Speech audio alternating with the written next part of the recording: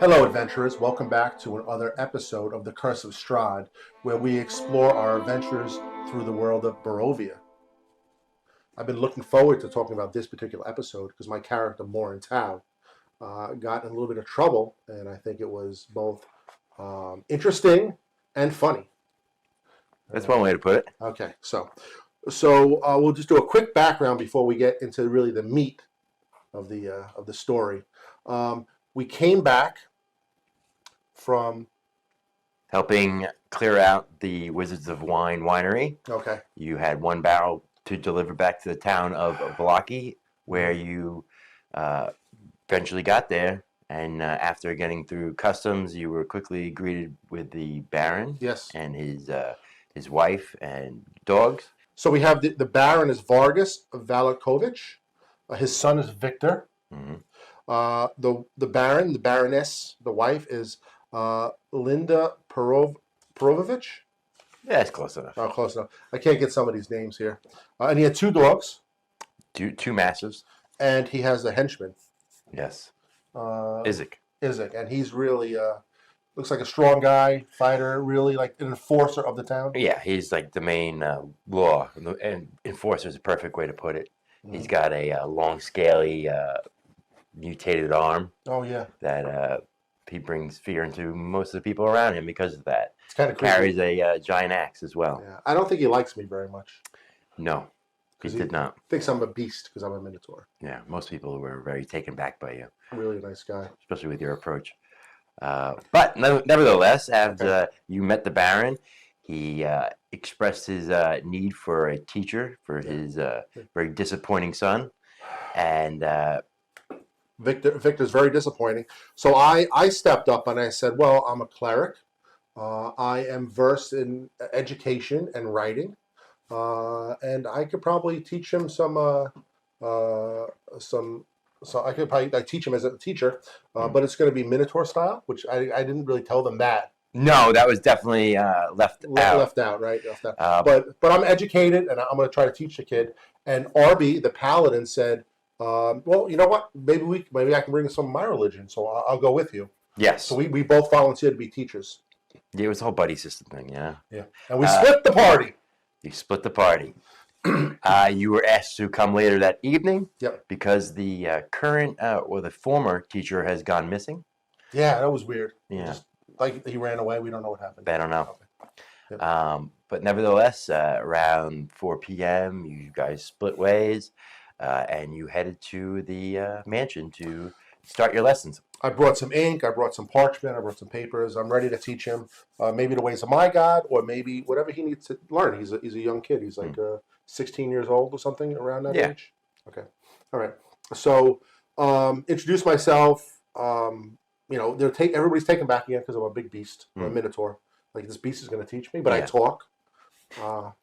Yeah, luckily you're accompanied by a paladin who's human looking, at least. Yeah. Yep. And was able to, ensure everybody that you're not just running through the mansion on your own, causing terror. So we start teaching the kid. We have our own little study room. We have our own study room, and there's a table there, and we start talking, and I'm trying to explain to him a little bit about history, a little about religion, and then he sits at this desk, and now I decide to go Minotaur style, which I kind of made up on the spot, but I think it would be appropriate. Yeah, he was not paying attention. He didn't really care. That's right. He was entertained the fact that you were what you were, but after that, when you started teaching, he began to not care. So I had him stand up and I move off to the side, and then I put my horns down and I just charge the table. I smash it and it goes bursting apart. I'm like, we don't sit in Minotaur land. Minotaur land. Well, where I come from is the mythic journeys of Theros source book. I just like how you... I know, but I don't, we made up a town for my background, and, it's a town in the mountains. It's mostly Minotaurs. We don't come across many humans. We process the dead to get them across the river into the afterlife. So most of the humans we see are already dead. And when I was taught as a young Minotaur, they were hard. They were hard on you, but they healed you too. So if you got damaged, that's an important part of the story. In Minotaur land, if you had your hand chopped off, they would grow it back. If you got wounded, or stabbed or something because you weren't paying attention, you learn your lesson and then they heal you and you go on your way. And then you say, maybe I won't do that because that hurts. So by destroying his chair, I wanted to give him a sense of urgency. Right? And did it work? Well, it definitely made him pay attention. Okay. All right. At which point, you eventually got to the conversation. He started asking your background knowledge on arcane. Yes. On spellcasting and different types of magic, which you weren't the most knowledgeable, neither of you. We both have arcane +1. We failed our rolls, or rolled like a 10, so... Yeah, it wasn't a hard DC, but you guys missed it by great performance. We're more religious. And it was enough that you BS'd him that he believed you. Okay, yes. And he opened up and said he had a problem, and he wanted to get your input. So he said to follow him, and he brought you up to the attic through some furniture, and you found a hidden door that led to the front of the house, and he disarmed a spell. Okay. Or a trap, I should say. And you entered into his private little magical testing grounds. Now, DM Evanson, did he disarm a trap or a spell? Yes. That should have been a first clue if it was a spell. I really noticed that, So you may have not noticed it, but some people did. So the voice off screen may have noticed it. So we go into this room, and it turns out he has a secret magic room. Books, candles, pentagrams, or whatever on the floor. He has a teleportation circle that is been drawn out, and due to some also poor rolling on the player's behalf, they were unable to see what was wrong with the formula, and to see that there was something definitely off, and it would only cause harm if you continued trying to use it. At which point you guys did figure out he did use it several times on staff members on this staff. So we think, out of character, I really didn't realize teleportation circle was a higher level spell. I mean, I knew it was a high level spell. I just didn't realize the level of spell it was that, somebody first, second, third level is not making the circle. Right? So he's a little higher level of a magic user. Somehow he's 16, but he's been grinding through the years. And he's teleporting, to practice maybe his teacher. And where does he go? If there's no circle at the other end, this guy can end up in a wall or in space.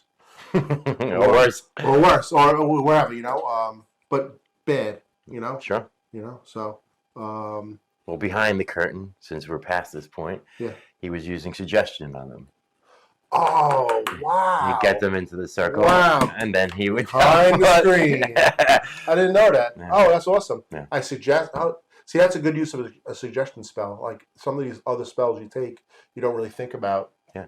He didn't have to use it on this teacher because you were so voluntarily come up there, but he did use it on his former teacher. Oh, okay. Yeah. He suggested they step into a circle. Well, he did say to me, so me and Arby were kind of talking. We're like, wow, this is no good.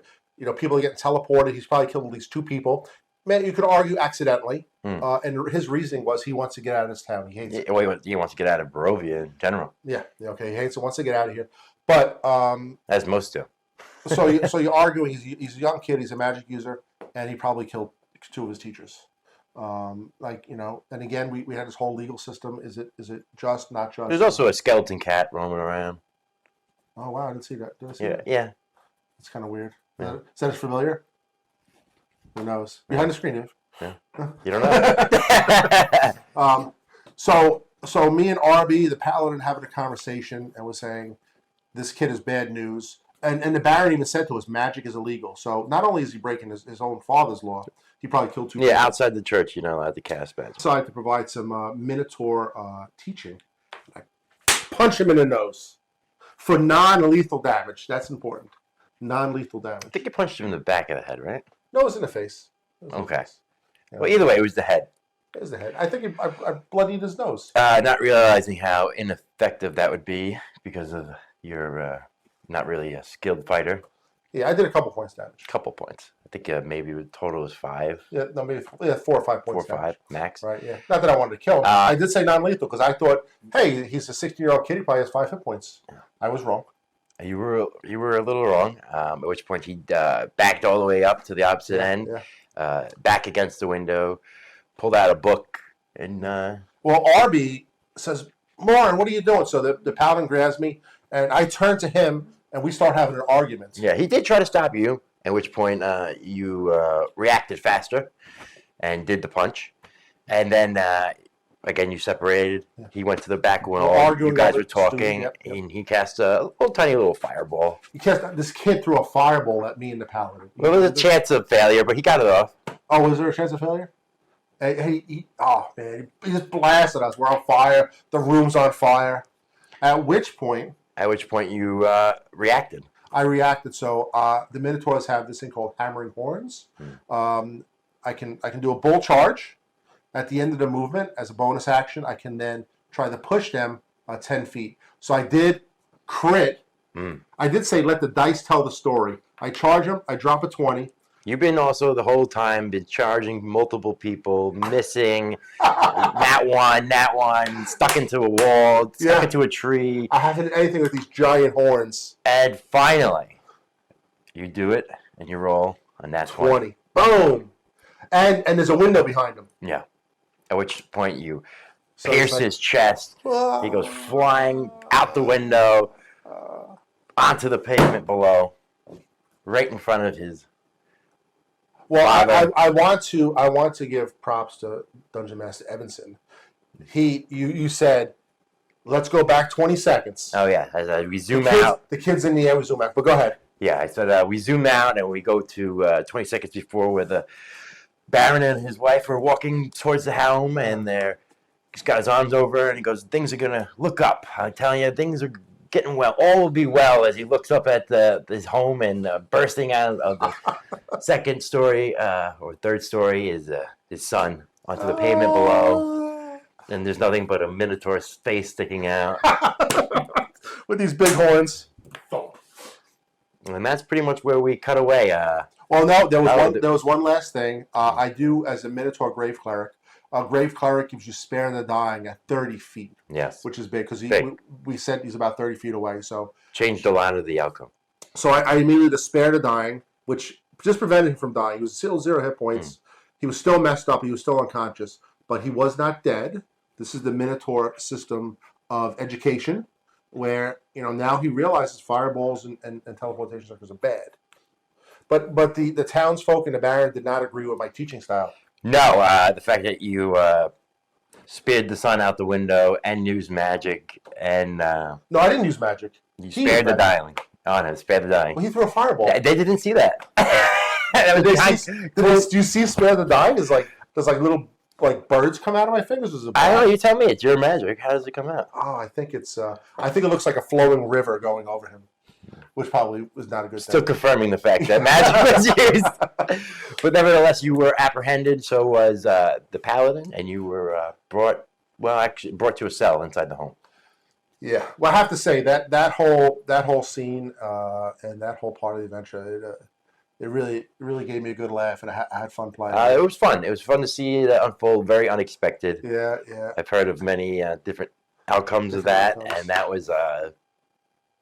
But also, that was up there. Also risky because in the game, if you take an action like this, you just could be executed.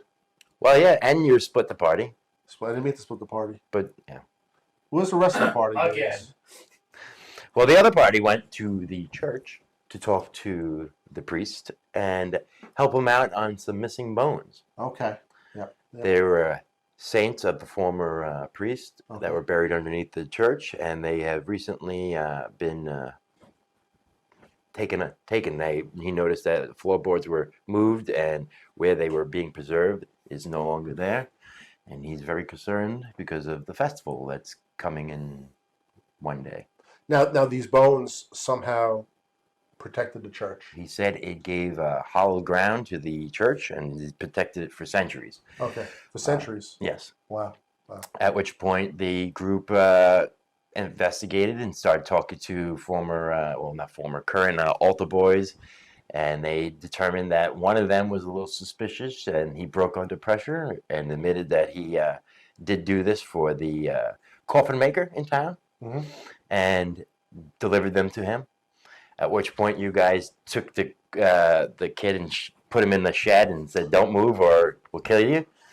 And you scared the living life out of him, and he stayed in there.